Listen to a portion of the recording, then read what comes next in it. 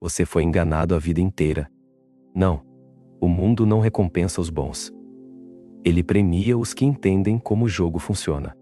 Enquanto você lutava por ser correto, alguém menos ético, mas mais estratégico, subiu o degrau que era seu por direito.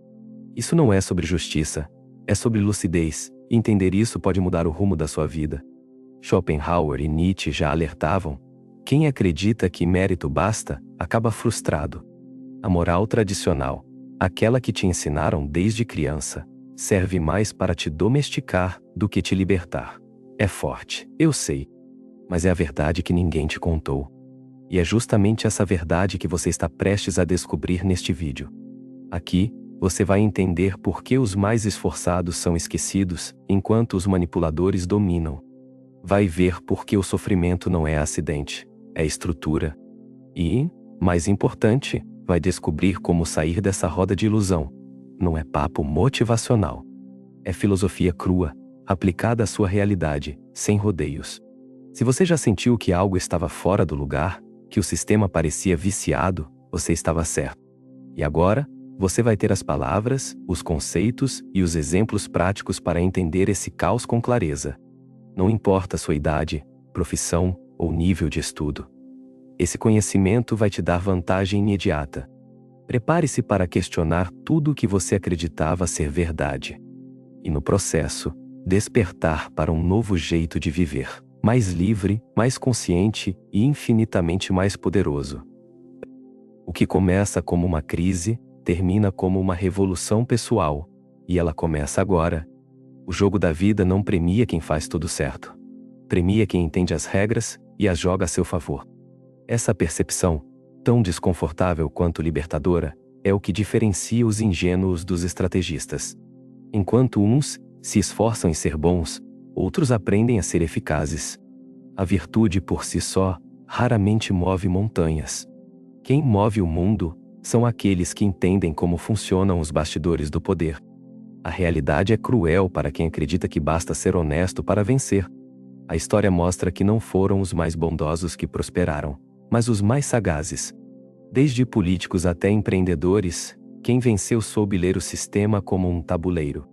Jogadores como Maquiavel, Napoleão e Jobs usaram estratégia, não moral, para moldar seus caminhos. Virtude sem visão vira sacrifício em vão. No mundo corporativo, por exemplo, nem sempre o mais esforçado é promovido. Muitas vezes, quem sobe é aquele que sabe se posicionar, criar alianças e comunicar resultados. A ética é importante, mas sozinha não sustenta uma carreira de sucesso. Saber navegar, entender timing e reconhecer oportunidades é o que diferencia o trabalhador do líder. Isso é estratégia aplicada à vida. A maioria se frustra porque acredita que a recompensa é proporcional ao sacrifício. Mas o mundo real é mais parecido com um xadrez do que com uma aula de filosofia. O sucesso exige percepção aguda, leitura de contexto e, sim, ousadia. As regras são invisíveis para quem espera que tudo seja justo. E esse é justamente o erro. Esperar justiça de um jogo que nunca foi sobre isso. Ser virtuoso no mundo onde quem manipula leva vantagem é, no mínimo, arriscado. Não se trata de ser mau, mas de ser esperto.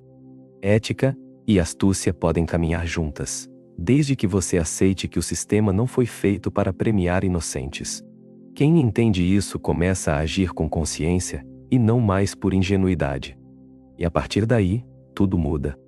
Aprender a jogar o jogo é o primeiro passo para deixar de ser refém do jogo. Estratégia é o que separa o visionário do ingênuo, o líder do mártir. E é exatamente essa consciência que prepara o terreno para entender o que realmente move a existência humana. Porque o próximo passo revela algo ainda mais desconcertante do que a ausência de mérito: o domínio do irracional. A existência não segue lógica, propósito ou justiça. Ela é movida por uma força cega, surda e incessante: a vontade. Schopenhauer chamou essa energia de um impulso irracional que nos arrasta, queiramos ou não. Não importa o quanto planejamos ou meditamos, há algo subterrâneo em nós que decide antes da nossa consciência. E isso muda tudo sobre liberdade. Veja um exemplo prático. Você planeja uma dieta perfeita. Compra os alimentos certos, organiza a rotina, mas bastam 2 dias para um impulso interno te empurrar de volta ao fast food. Não é falta de força de vontade. É a própria vontade irracional te dominando. Esse motor invisível nos guia como marionetes, enquanto acreditamos estar no controle. Ilusão pura. Essa vontade se manifesta no desejo por poder, status, sexo, consumo, sempre girando em torno do que falta, nunca do que basta. É um eterno querer por querer, um buraco que nunca se preenche. Tentamos racionalizar, mas no fundo somos guiados por uma fome que não entendemos. Schopenhauer estava certo. Somos conduzidos por algo que não escolhemos. E o mais curioso é que essa vontade não tem um objetivo final. Ela quer apenas continuar querendo. Por isso, a vida parece uma corrida sem linha de chegada. Cada conquista traz alívio momentâneo, mas logo substituído por uma nova necessidade. A paz nunca vem de fora, porque o impulso vem de dentro. E se não aprendermos a enxergá-lo, seguimos no piloto automático. Essa percepção muda o jeito como vemos nossas escolhas. O livre-arbítrio se revela frágil diante de uma força que nos antecede. E isso não é motivo para desespero. É convite à lucidez. Porque entender o que nos move é o primeiro passo para aprender a frear. E só quem desacelera o desejo consegue finalmente sair do círculo do sofrimento. Mas é justamente esse desejo desenfreado que nos leva à dor constante. O próximo passo dessa jornada filosófica é entender que a raiz do sofrimento não está no que nos acontece, mas na sede insaciável que carregamos. E enquanto ela existir, não importa o que conquistemos, a dor vai nos acompanhar como sombra silenciosa. A dor não é exceção, é regra. Ela não vem de fora, como pensamos, mas brota de dentro, alimentada por um desejo que nunca se satisfaz. Queremos tudo, o tempo todo, e isso nos destrói. É como beber água salgada. Quanto mais consome, mais sede sente. O sofrimento é o eco do desejo nunca atendido, e ele ecoa sem trégua. Pense nas vezes em que conseguiu o que queria: o celular novo, o aumento, o relacionamento. Quanto tempo durou a satisfação? Minutos? Dias? Logo veio o próximo desejo. E com ele, a angústia. Schopenhauer acerta em cheio. Somos máquinas de desejar, e por isso, máquinas de sofrer. A alegria é sempre um intervalo, nunca o estado natural. A chave, então, não está em conquistar mais, mas em desejar menos, simples. Nem um pouco. O mundo inteiro é construído para aumentar nossos desejos.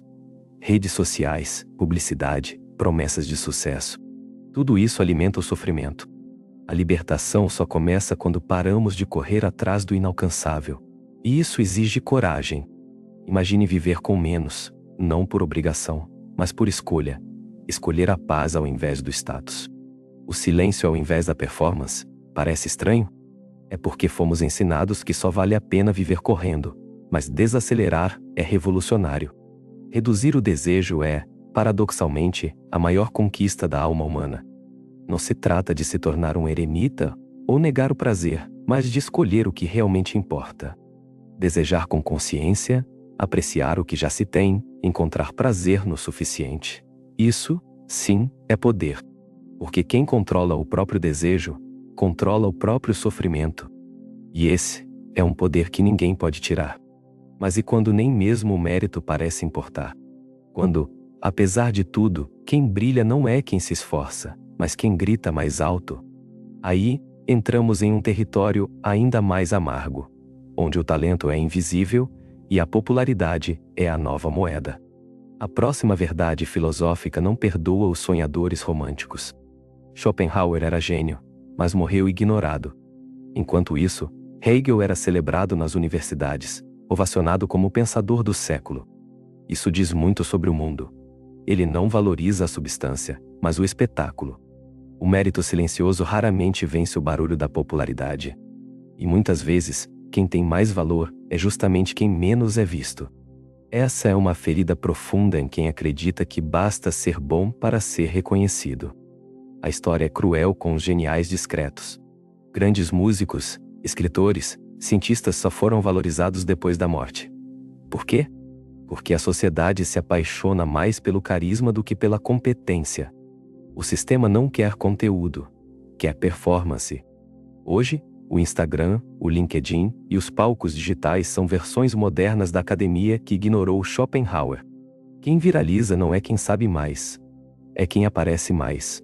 Um influenciador com frases rasas alcança milhões, enquanto um pesquisador brilhante luta por uma bolsa de estudos. Isso não é exceção, é a regra. Em empresas, escolas e até nas relações, o mesmo padrão se repete. O reconhecimento não é pelo mérito, mas pela aceitação social. É por isso que muitos talentosos desistem. Porque, no fundo, entenderam que o jogo é injusto, e não se adaptaram ao teatro. Mas aí está o paradoxo. Ou você aprende a jogar, ou assiste da plateia.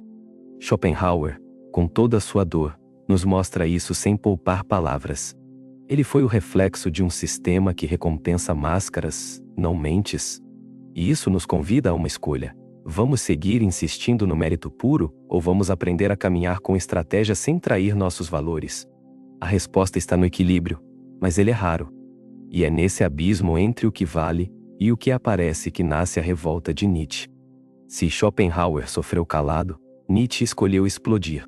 O próximo passo dessa jornada filosófica é um mergulho em um ataque frontal à moral. Uma desconstrução radical que desafia tudo o que você acreditava ser certo. Nietzsche não veio para agradar. Ele veio para rasgar o véu das ilusões e mostrar que a moral que seguimos não é nobre. É útil para quem está no controle. A bondade, para ele, foi transformada em ferramenta de submissão. O bem que pregam serve aos fracos, mas aprisiona os fortes. Um escândalo para os moralistas, mas um alívio para os despertos. A moral tradicional é uma invenção coletiva para conter os instintos mais poderosos. É como colocar freios em um leão para proteger as ovelhas. Nietzsche enxergava isso com clareza desconcertante. Chamava de moral dos escravos essa cultura de submissão, culpa e obediência. E apontava a hipocrisia por trás dos discursos piedosos. Veja um exemplo. Uma criança espontânea, que diz o que pensa, é ensinada desde cedo a se calar. Ser bonzinho vira sinônimo de ser controlável. Na vida adulta, isso se transforma em trabalhadores obedientes, cidadãos mansos e indivíduos quebrados. A moral ensinada desde pequenos tem um objetivo claro: domesticar. Nietzsche propõe algo chocante: abandonar a moral herdada e criar novos valores. Valores que nasçam da potência individual e não da pressão coletiva. O que ele chama de transvaloração dos valores é, na prática, um convite à revolução pessoal. Ele não quer destruir a ética, quer refundá-la, com liberdade, não com medo. O desconforto que Nietzsche causa é sinal de que suas palavras cutucam feridas reais. Afinal, quem nunca se sentiu sufocado por ter que ser bom o tempo todo? E se, em vez de seguir cegamente os códigos impostos, criássemos os nossos próprios? Essa pergunta é o começo da liberdade que ele tanto defende. E essa liberdade extrema, radical e perigosa é a porta de entrada para o nascimento do super-homem. Uma figura que transcende todas as amarras morais, que não se curva ao sistema, e cria seu próprio caminho. Prepare-se. O próximo ponto não é apenas uma ideia, é uma provocação direta à sua forma de viver. O super-homem de Nietzsche não usa capa, nem voa. Ele é o ser humano que ousou ser inteiro. E destruiu as correntes morais herdadas e criou seu próprio código. Ele não busca aprovação, busca autenticidade. E isso assusta, porque a maioria vive pela opinião alheia, o super-homem, não. Ele vive por si. Essa figura não nasce do ego, mas da superação. Ele não se acha melhor que os outros, ele é melhor que ele mesmo, a cada dia. O super-homem é o homem que deixou de ser massa, que não segue manada. Ele age com consciência, constrói seu destino e aceita o peso da liberdade.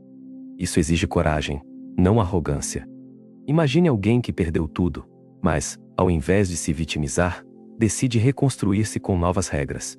Que rejeita o papel de mártir e assume o papel de criador. Isso é o super-homem em ação. Não é um ser perfeito, é um ser desperto, que vive em pé, mesmo em meio às ruínas. Nietzsche acreditava que esse tipo de ser é raro, porque poucos suportam a responsabilidade de serem livres. A maioria prefere o conforto da obediência. Mas quem ousa sair da caverna, vê o mundo de outro jeito, vê a si mesmo de outro jeito. E isso muda tudo, do trabalho aos relacionamentos, das escolhas à existência. Ser super-homem não é se achar invencível, é ser fiel ao que se é, apesar das pressões externas. É dizer sim à vida, com todos os seus abismos. E é justamente por entender essa liberdade que ele também entende que o mérito é uma ilusão. E que o sistema não quer super-homens, quer reprodutores do velho mundo. Por isso, o próximo passo é escancarar o maior engano de todos, a ideia de que o sucesso é fruto do esforço. A meritocracia, tão celebrada, é na verdade uma narrativa cuidadosamente construída para manter tudo como está. E está na hora de desmontar essa farsa com olhos abertos e mente afiada. A meritocracia é o mito moderno mais bem contado. A ideia de que quem se esforça, consegue sua linda. Até você perceber que o ponto de partida nunca é o mesmo. Enquanto uns correm em linha reta, outros enfrentam obstáculos invisíveis. O discurso do mérito serve para justificar o privilégio, não para eliminá-lo. Basta olhar ao redor. Quantas pessoas brilhantes você conhece que vivem no anonimato? E quantas medíocres foram promovidas por conexões ou aparência? O mérito, sozinho, não garante nada. Ele é apenas a desculpa conveniente de quem já chegou lá. Funciona como um alívio de consciência para as elites. Merecemos estar aqui. Essa ilusão também é vendida como motivação, mas na prática serve para manter o sistema em pé. Se todos acreditarem que o sucesso depende só de esforço, ninguém questiona o jogo. Ninguém se rebela, ninguém exige mudanças. A culpa vira individual e o sistema sai ileso.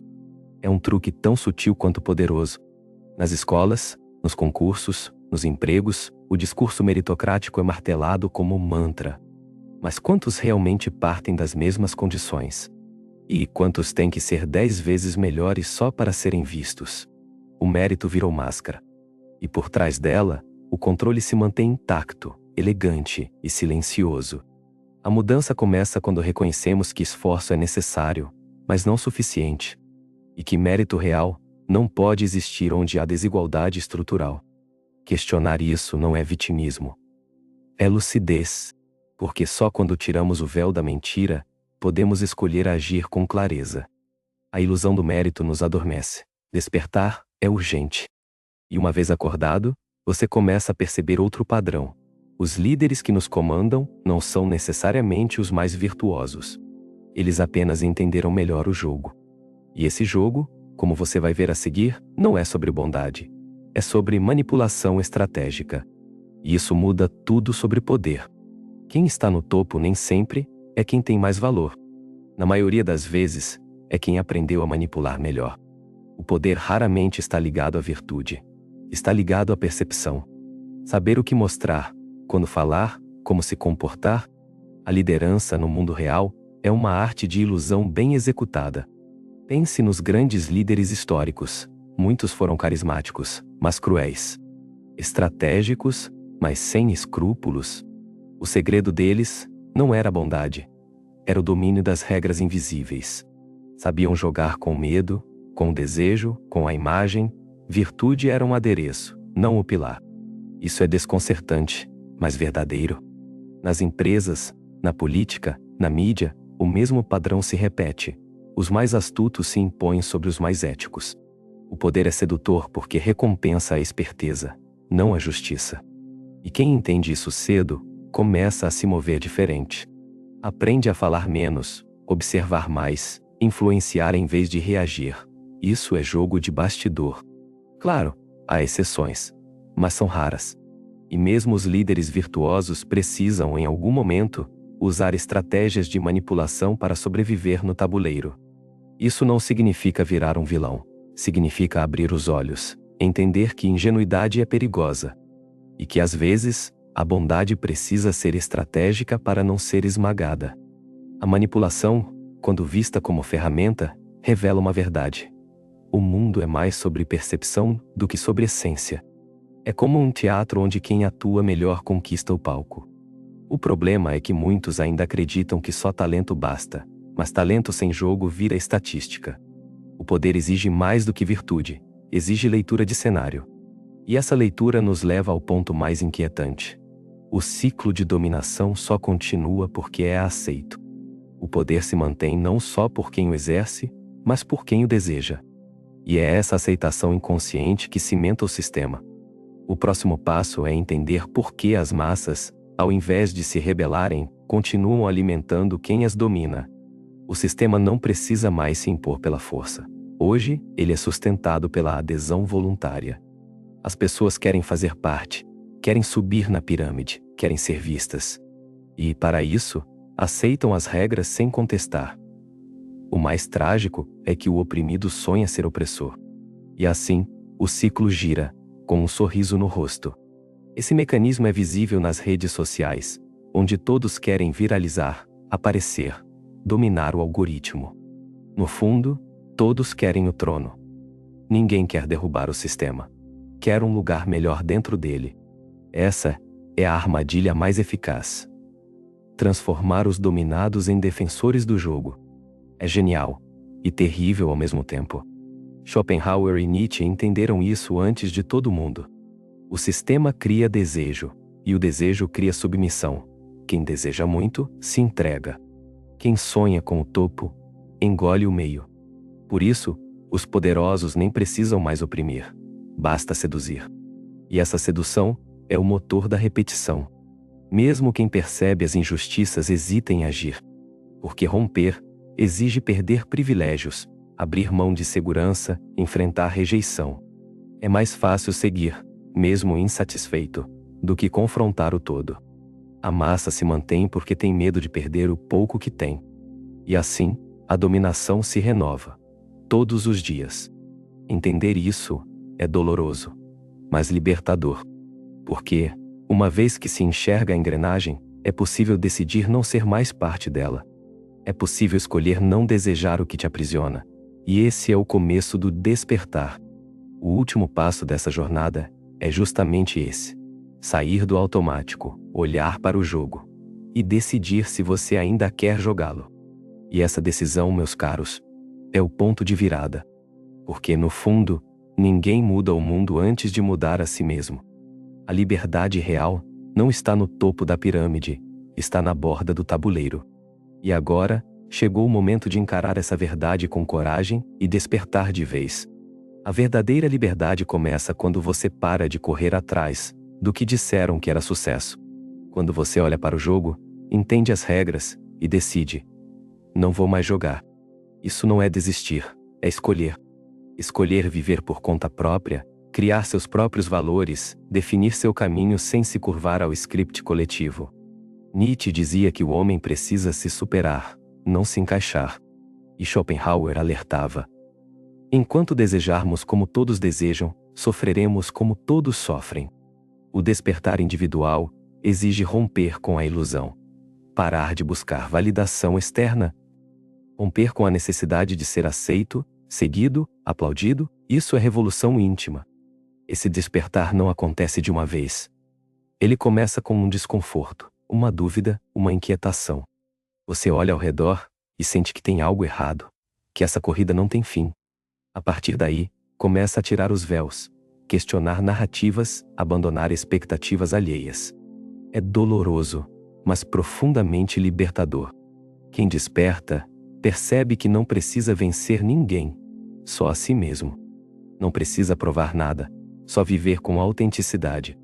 Essa liberdade assusta, porque vem sem roteiro, sem aplauso, sem certificado.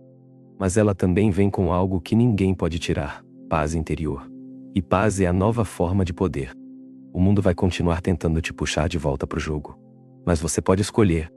Pode ouvir os filósofos que te chamam à lucidez. Pode enxergar o sistema, sem ser engolido por ele. Pode ser espectador consciente, ou jogador desperto. A escolha, como sempre, é sua. Mas agora, você sabe o que está em jogo. E se chegou até aqui, é porque algo em você já começou a mudar. Você não é mais o mesmo. E isso é apenas o início. Porque agora que você viu o jogo, está pronto para decidir como, e se, vai continuar jogando. Agora que você enxergou como o jogo realmente funciona, o que vai fazer com isso? Vai continuar tentando vencer com as mesmas regras que te mantêm preso? Ou vai ousar reescrever o seu próprio manual? A escolha está diante de você. E ignorá-la também é uma decisão. Você percebeu que o sucesso nem sempre é fruto do mérito, que o sofrimento vem da sede constante, que a moral que te ensinaram pode ser uma prisão bem decorada. Então me diga, até quando você vai continuar vivendo no automático, fingindo que não vê as engrenagens? Talvez você nunca tenha escutado isso com tanta clareza. Mas agora que ouviu, já não dá mais para desouvir. E é aí que tudo começa a mudar. Porque o despertar é irreversível.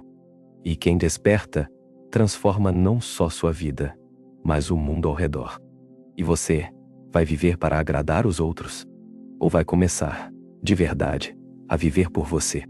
Vai continuar no palco do sistema, interpretando o papel que te deram? Ou vai sair das cortinas e escrever o próprio roteiro?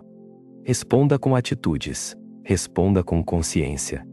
Se esse vídeo te fez refletir, compartilha com quem também precisa acordar. Deixa o like, comenta o que mais te provocou e se inscreve no canal, porque aqui, a gente não só pensa, a gente transforma. Ative o sino e vem com a gente nessa jornada de lucidez e liberdade.